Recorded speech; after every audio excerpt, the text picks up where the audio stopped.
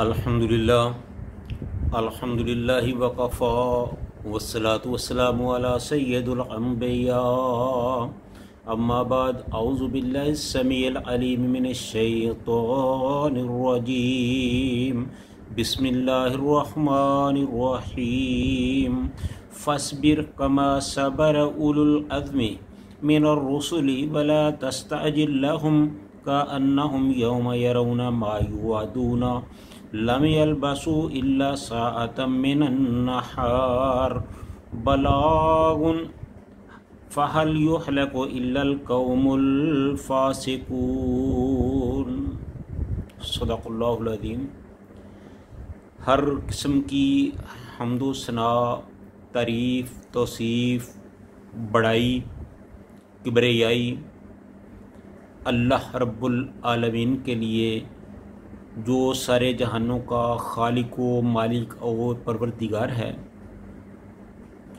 लाखों करोड़ों दुरूद सलाम आमीना दिलाल पैकर हुस्न जमाल साहिब शरफ़ कमाल पैगम्बर बेमसाल शफ़ीउल मुज़निबीन रहमतुल लिल आलमीन हज़रत मुहम्मदुर रसूलुल्लाह सल्लल्लाहु अलैहि व आलिहि वसल्लम की ज़ाते अतहर पर।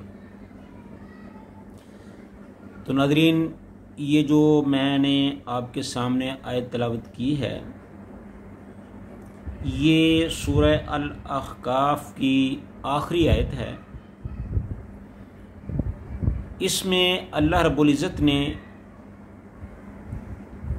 अपने प्यारे नबी हज़रत मुहम्मदुर रसूलुल्लाह सल्लल्लाहु अलैहि वसल्लम को एक ख़ास हुक्म दिया है, और वो हुक्म है सब्र का।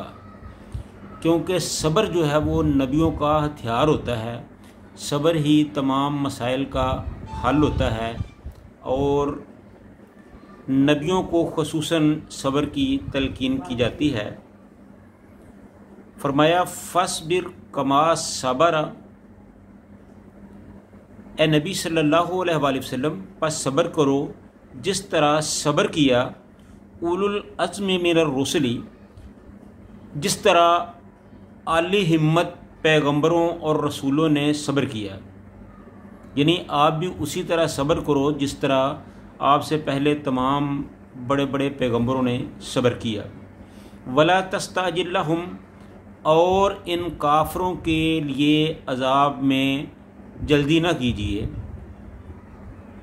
का अन्नहुम यौमा यरौना मा युअदून, गोया कि जब वो उस अज़ाब को देखेंगे जिनका उनके साथ वादा किया गया है, जो उनको बताया गया है, लम यल्बसू इल्ला साअतम मिनन नहार, तो उस अज़ाब को देखते ही वो दुनिया की तमाम राहतें, खुशियाँ, आसाइशें भूल जाएंगे और उनको अपनी ही पड़ जाएगी।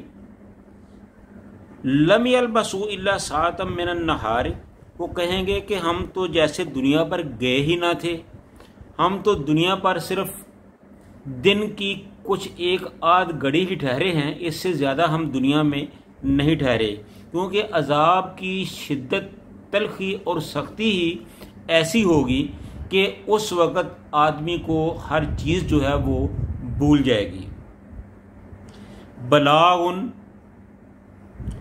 बलागुन का मतलब है कि पहुंचा देना। यानी कि जब कुरान मजीद अल्लाह ताला ने नाज़िल कर दिया तो फिर तमाम इंसानों के लिए, ख़ुसूसन कुफ़ार के लिए हुज्जत कायम हो गई।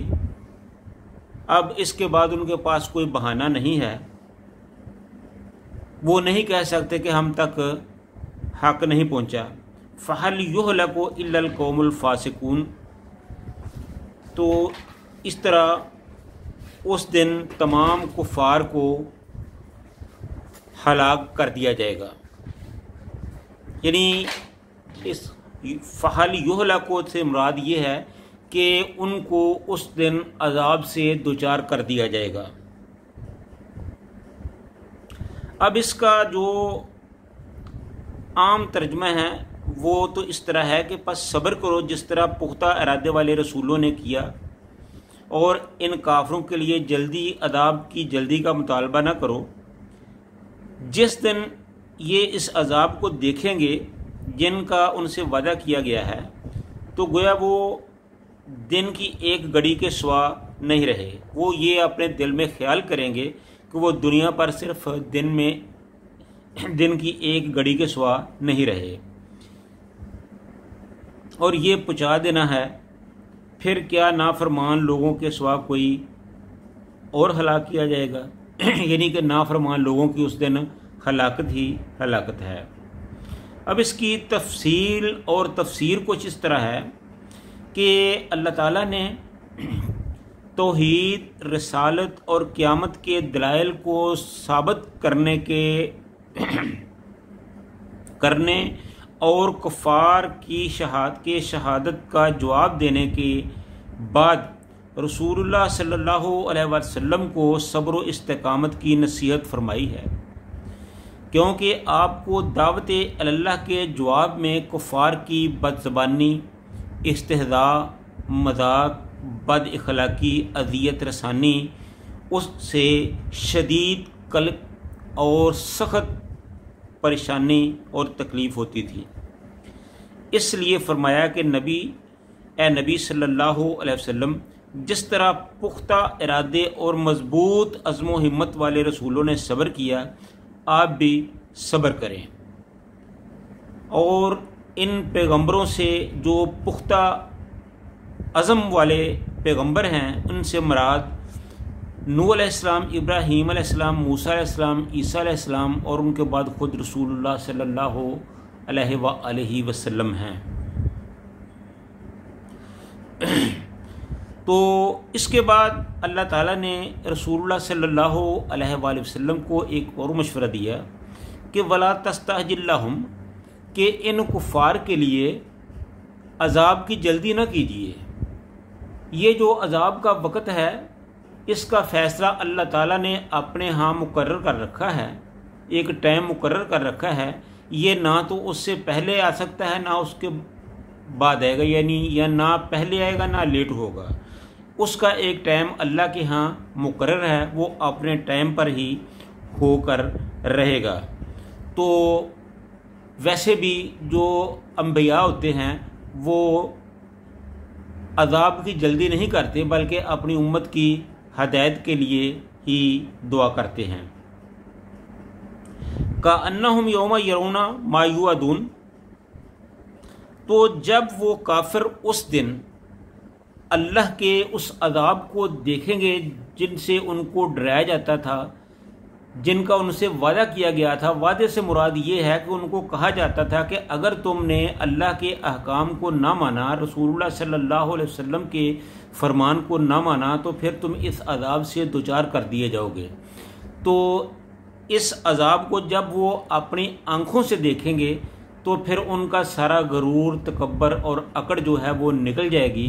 दुनिया में लूटे हुए मज़े और ऐश परस्ती सब कुछ हवा हो जाएगी, वो भूल जाएंगे और वो अपने दिल में, अपने दिमाग में यही ख्याल करेंगे कि वो दुनिया में जैसे रहे ही नहीं, वो सिर्फ ज़िंदगी में एक दिन की घड़ी या घड़ी का कुछ हिस्सा दुनिया में रहे हैं। यानी कि अजाब की सख्ती इस कदर ज़्यादा होगी कि वो उसको देखकर सब कुछ भूल जाएंगे। उसके बाद फरमाया कि बलागुन, यानी ये कुरान तो पैगाम का पहुँचा देना है। जैसा कि फरमाया हाजा बलागुल लिन्नास, ये लोगों के लिए एक पैगाम है ताकि इन्हें इनके साथ डराया जाए। फ़युहलिकल कौम फ़हल युहलकु इल्लल कौमुल फ़ासिकून, यानी जब कुरान के पहुँच जाने के बाद हुज्जत तमाम हो गई, अब भी अगर कोई फिसक और नाफरमानी में पड़ा रहता है तो वो अपनी शामत को खुद दावत दे रहा है। अल्लाह ताला की तरफ से किसी को बेकसूर नहीं पकड़ा जाता और वहाँ वही लोग हलाक किए जाते हैं जो फासिक और नाफरमान होते हैं। तो इस आयत से यही पता चलता है कि ये जो दुनिया है ये एक इम्तिहान का है, अल्लाह ताला ने दुनिया पर भेजा ही इसके लिए है कि यहाँ अल्लाह ताला की फर्मा बरदारी, शुक्र और अताअत किया जाए। अगर यहाँ अताअत गुजारी ना की जाएगी तो फिर क़यामत के दिन अल्लाह के यहाँ शर्मिंदगी के सिवा और कुछ नहीं होगा। तो इसलिए हम सब को चाहिए कि अपनी ज़िंदगी को अल्लाह के अहकाम के मुताबिक गुजारें। अल्लाह ताला हम सब को नेक अमाल करने की तौफीक अता फरमाए। व आखिर दावाना अनिल हम्दुलिल्लाहि रब्बिल आलमीन।